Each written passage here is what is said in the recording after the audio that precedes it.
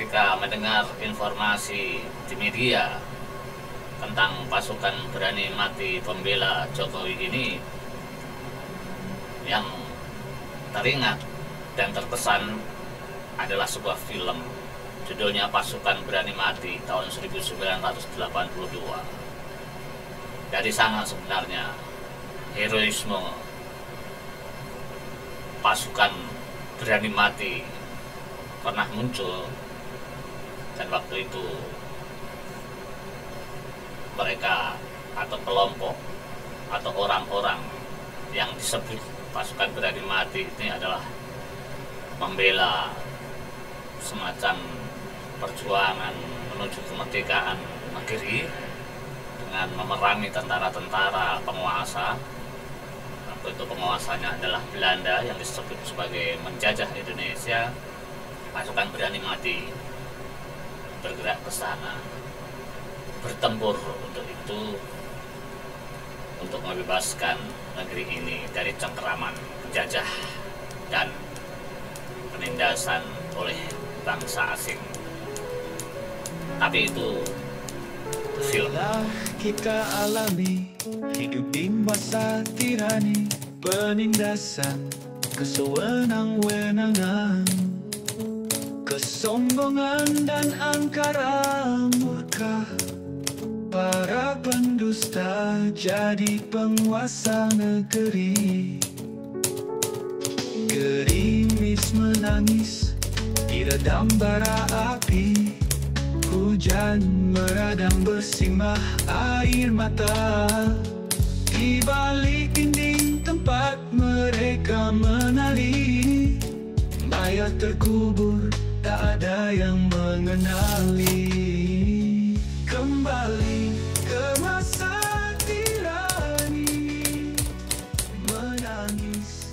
Pasukan berani mati Jokowi demikian cukup meramaikan media hari-hari belakangan ini. Informasinya nanti di akhir September ini ada pihak yang mengerahkan sekitar 20.000 orang, demikian katanya, yang disebutnya sebagai pasukan berani mati pembela Jokowi, untuk melakukan apel di Jakarta. Maka ada yang mengistilahkan ini semacam gerakan September,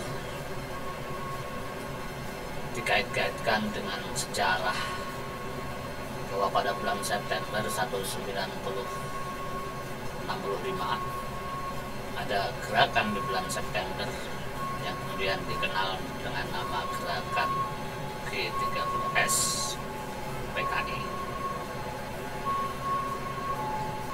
Pasukan berani mati ini juga pernah muncul tahun 2000-an, tahun 2001. Waktu itu pasukan berani pembela Gus Dur. Peristiwa mirip terjadi tahun 2000 itu. Presiden Gus Dur dilengsarkan selain oleh gerakan massa juga oleh MPR, lalu menyulut semangat emosional yang kemudian melahirkan pasukan berani mati. Pasukan sejenis dengan nama yang lain, Laskar Jihad, juga pernah muncul ketika terjadi konflik tajam berdarah-darah yang bermula dari Ambon, memunculkan sebuah laskar yang intonasi namanya juga cukup ngeri-ngeri, Laskar Jihad. Apapun gerakan itu, saya melihatnya ini sebuah situasi keadaan yang mencerminkan bangsa ini, rakyat ini, atau negara ini sedang tidak dalam keadaan baik-baik. Munculnya gerakan atau kelompok yang bombastis pasukan berani mati ini menurut saya mencerminkan suatu keadaan bermasyarakat, berbangsa dan bernegara. Selain memang tidak nyaman, yang istilahnya adalah ngeri-ngeri sedap, tapi juga sebuah satir, sebuah ironi, sebuah sarkasme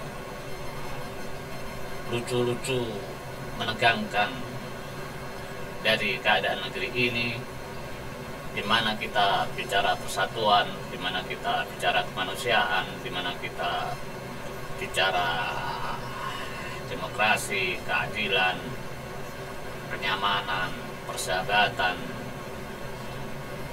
dan sebagainya. Fakta di lapangannya adalah kita mengobarkan permusuhan. Satir seperti ini coba kita kaitkan dengan istilah pasukan berani mati yang lebih populer. Sebenarnya kan ini pernah menjadi judul dari sebuah film tahun 1982. Judulnya Pasukan Berani Mati, disutradarai oleh Imam Tantowi. Di situ ada pemain-pemain, ada Rini Esbono, Dana Kristina, Roy Martin, Eva Arnas, Berry Prima, Bidi Mukhtar, Elmane, Didi Zulkarnain, macam-macam banyak sekali. Pasukan Berani Mati, sebuah action perang, letupan-letupan senjata, berlarian ke sana kemari, ledakan-ledakan, juga keseksian, kecantikan, dan kegantengan dari para anggota pasukan Berani Mati dalam film itu. Waktu itu yang digambarkan bukan ingin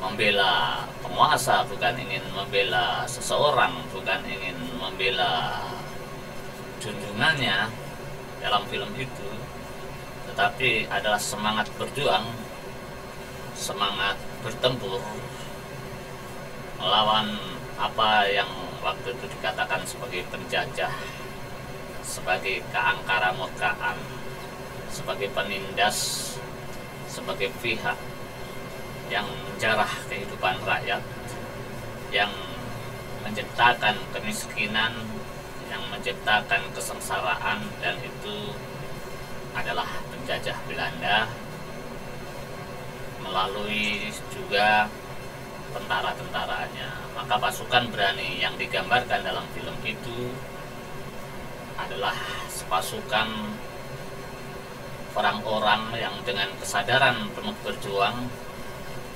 untuk melakukan perang melawan tentara-tentara penjajah, tentara-tentara penguasa waktu itu, tentara-tentara yang dikerahkan untuk menjajah negeri ini. Itu pasukan Berani Mati dalam film. Tentu saja tidak usah berani ataupun takut, mati itu akan datang pada semua orang, sehingga mau tak mau orang akan berani menerima kematian itu karena memang dipaksa untuk berani. Barangkali yang membuat ketakdir adalah suasana takut, atau yang membuat takut adalah rasa sakit, rasa menderita, rasa tidak nyaman saat menjelang mati atau ketika masih hidup lalu menuju kepada kematian. Kalau matinya mau takut mau tidak takut juga orang akan mati. Tapi sebenarnya ketika di media rame ada informasi mengenai pasukan Berani Mati pembela Jokowi yang akan apel September ini yang teringat dan terkesan adalah sebuah film, judulnya Pasukan Berani Mati tahun 1982. Pasukan Berani Mati ini mengingatkan saya pada adanya, selain suasana yang tidak nyaman, serem-serem, lucu, adalah semacam satir dari sebuah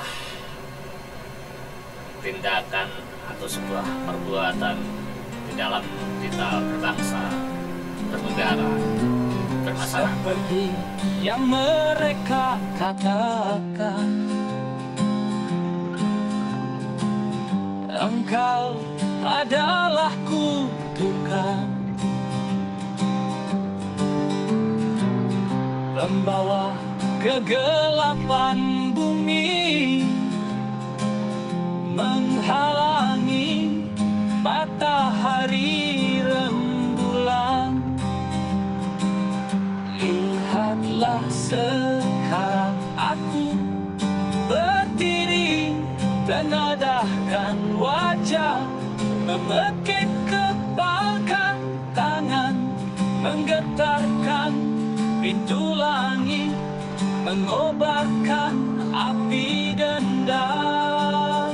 Lihatlah sekarang aku dirasuk oleh amarah, mengibar panji berlawanan, meretak permukaan bumi. Telah tuli dan bisu dirimu, mata yang dibutakan angkara, jiwamu telah mati membatu. Hanya ajal belum kau dapatkan.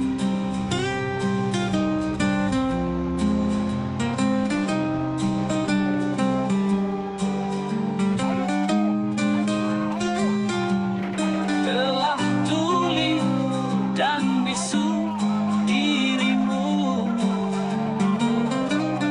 mata yang dibutakan angkara, jiwamu telah mati membatu.